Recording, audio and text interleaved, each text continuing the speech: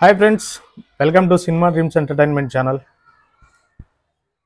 మొన్న కల్కి ఒక ట్రైలర్ ఒక 11 డేస్ 12 డేస్ బ్యాక్ రిలీజ్ అయింది. తర్వాత కల్కి 2 ట్రైలర్ నిన్న రిలీజ్ అయింది.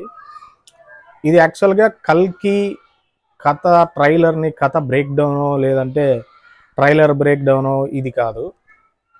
కల్కి రెండు ట్రైలర్స్ని చూసిన తర్వాత సినిమా కథని రాయాలనుకునే వాళ్ళు ఈ కల్కి సినిమా ట్రైలర్ నుంచి ఎలా నేర్చుకోవచ్చు అనేది ఈ వీడియోలో మనం నేర్చుకోబోయేది. సో ఈ వీడియోలో అదే ఉండబోతుంది. ఇది బ్రేక్ డౌన్ కానీ ట్రైలర్ బ్రేక్ డౌన్ కానీ రివ్యూ కానీ కాదనమాట. సో ఫ్రెండ్స్, సినిమా ట్రైలర్లు చాలామంది చూసుంటారు. ఈ 2 ట్రైలర్లు ప్రతి ఒక్కరు చూసుంటారు ఆల్మోస్ట్. అదేవిధంగా చాలామంది రకరకాలైన ప్రెడిక్షన్స్, అంటే కథ ఇది ఉండొచ్చు, ఇలా ఉంటుంది, అన్ని ప్రభాస్ క్యారెక్టరైజేషన్ ఇది, అశ్వత్థామ అమితాబ్ బచ్చన్ క్యారెక్టర్ ఇది, ఇలా.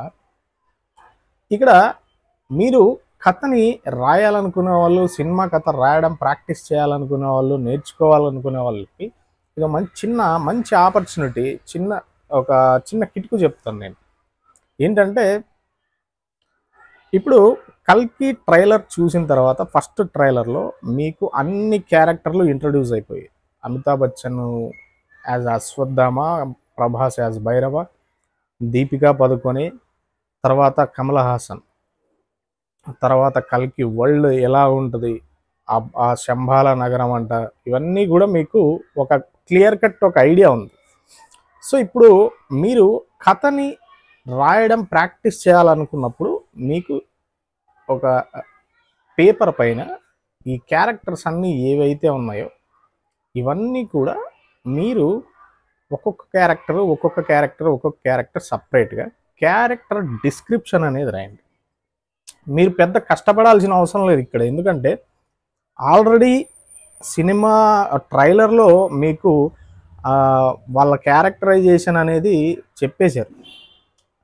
కొత్త ప్రపంచాన్ని సృష్టించాలి అనేది ఎవరు, మన కమల్ హాసన్ గారి క్యారెక్టరైజేషన్లో ఉంది. ఓకే, తర్వాత ప్రభాస్ క్యారెక్టర్లో ఏముంది, ఎలాగైనా కూడా డబ్బు సంపాదించి కాంప్లెక్స్ అనే ప్రదేశానికి వెళ్ళాలనేది ఆ క్యారెక్టర్ యొక్క ఎయిమ్ అన్నమాట.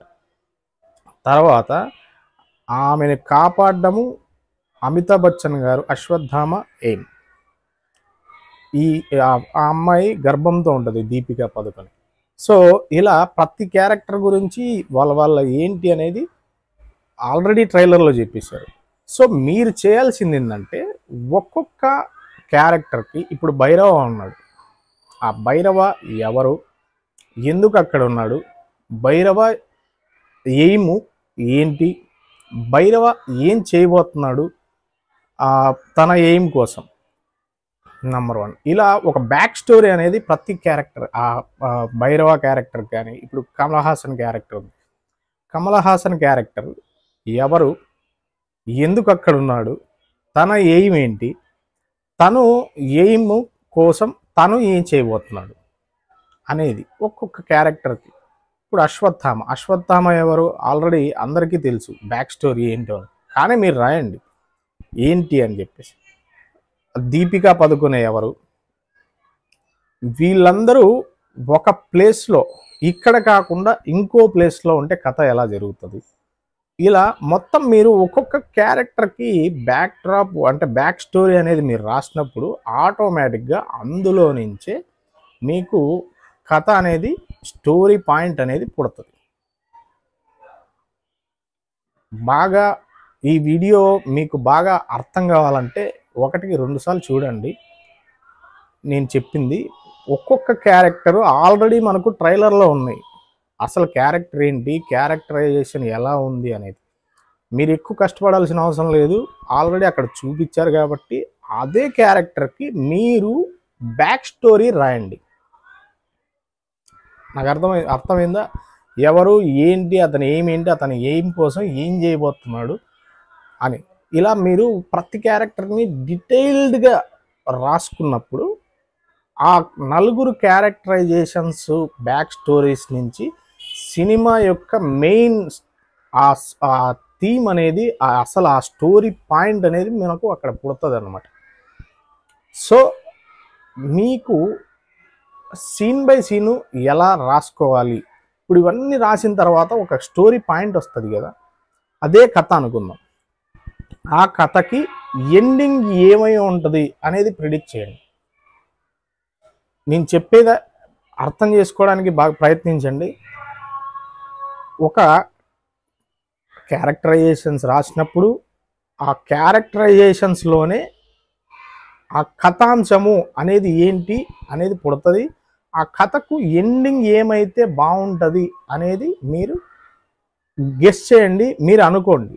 అనుకున్నప్పుడు ఈ కథని ఎలా ఎగ్జిక్యూట్ చేయాలి అంటే, మీరు ఏ పాయింట్ ఆఫ్ వ్యూ నుంచి, ఎవరి పాయింట్ ఆఫ్ వ్యూ నుంచి స్టార్ట్ చేస్తే కథ అలా మారిపోతుంది. బాగా గుర్తుపెట్టుకోండి. ఇప్పుడు భైరవ పాయింట్ ఆఫ్ వ్యూ నుంచి మీరు కథను మొదలు పెట్టారనుకోండి, భైరవ పాయింట్ ఆఫ్ వ్యూలో ఎండింగ్ ఉండాలి. లేదు కమల్ హాసన్ గారి పాయింట్ ఆఫ్ వ్యూ నుంచి స్టోరీని మొదలు పెట్టారంటే ఎండింగ్ కూడా ఆ పాయింట్ ఆఫ్ వ్యూలోనే జరగాలి. లేదు మీరు అమితాబ్ బచ్చన్ అశ్వత్థామ క్యారెక్టరైజేషన్ ఓపెన్ చేసి స్టార్టింగ్లో నేను చెప్తున్నా, ఇలా ఎక్కడి నుంచి ఓపెన్ చేయాలి, ఏం ఎండ్ చేయాలి ఆ కథకి, ఇలా డీటెయిల్డ్గా. ఎందుకు అంటే ఇవి మనం కొత్త కథని ఊహించడం కష్టం. ఉన్న ట్రైలర్లో చూపించిన క్యారెక్టరైజేషన్స్ని కథగా రాయడం చాలా ఈజీ అవుతుంది అన్నమాట. అందుకోసమే చెప్తున్నా, characters, story point, starting, ending ఇవన్నీ మీకు ఈజీగా రాసేయండి. 1-2 సార్లు చూసి ట్రైలర్ని రాసేయండి. అప్పుడు మీకు ఇలా ప్రాక్టీస్ చేస్తే ఆటోమేటిక్గా మీలో ఆ స్కిల్ పెరుగుతుంది, మీరు రాయగల స్కిల్ పెరుగుతుంది. ఇది ఒక మోడల్గా అనుకోండి, చాలా ఈజీ అవుతుంది. అంటే ఫస్ట్ టైం మీకు కష్టం అనిపించవచ్చు, కానీ రాను రాను మీకు చాలా ఈజీ అవుతుంది అనమాట కథ రాయడం అనేది. సో ఫ్రెండ్స్, ఇలా మీరు ఒక సినిమా కథని రాసుకున్నప్పుడు మీకు ఆటోమేటిక్గా ఇంకో సినిమా కథ ఎలా రాయాలి అనేది చాలా సులువుగా అర్థమవుతుంది. సో మీరు ఎవరైతే రాసుకుంటారో కథని, ఇంకా రిలీజ్ అవ్వలేదు కాబట్టి ఒక్కసారి మీరు థియేటర్కి వెళ్ళి చూసిన తర్వాత మీరు రాసుకున్న కథకి ఆ సినిమా హాల్లో జరుగుతున్న కథకి కంపారిజన్ మీకు అర్థమైపోతుంది. ఓహో, నేను ఇలా అనుకున్నాను, ఇలా రాశారు, ఇలా అనుకున్నాను, ఇలా రాశారు.